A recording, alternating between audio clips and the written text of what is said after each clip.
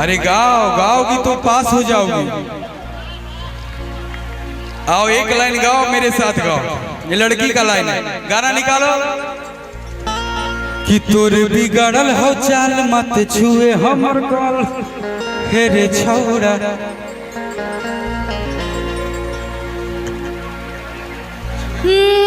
तोर बिगड़ल हो चाल जन छुए मेरे गाल हे रे छौड़ा। बाहर बाबू पास है, दम है तो पास कर, नहीं तो बर्दाश्त कर। अरे असली इरादा कि रूपवा के जाल में धरा गई दादा। क्योंकि ये मगध से, मगध वाले बेवफा हो कि समझे न पानी ताहर।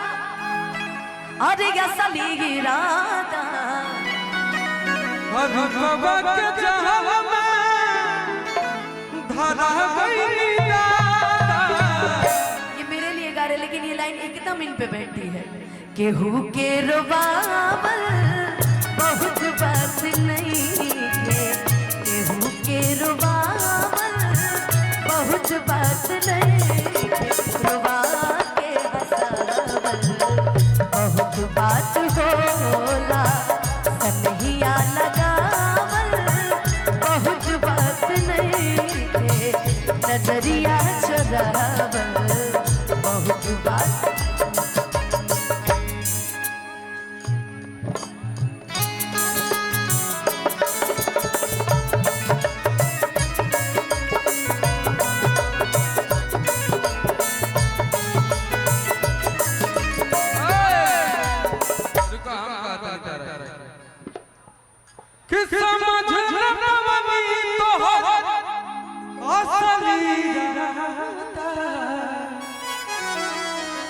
कि रूपवा के जाल में धरा गई दादा।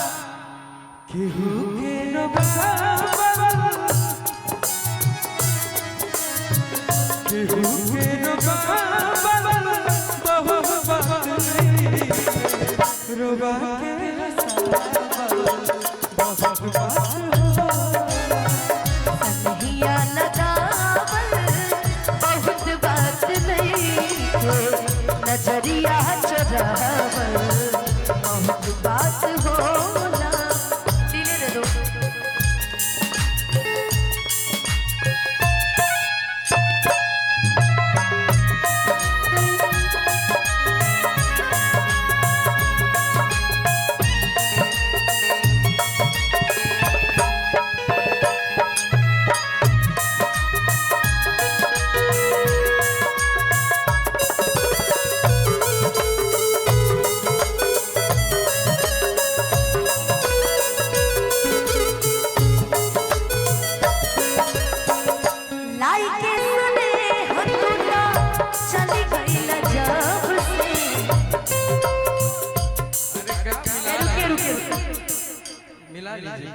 खिलाई के सने हतुता अरे चली गई जब से। सूरज के घाम हमता देखनी न तब से।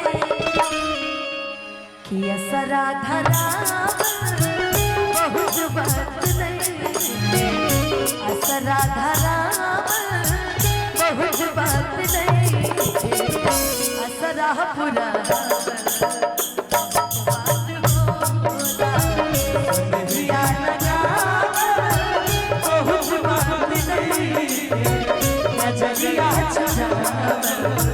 बहुत बात हो।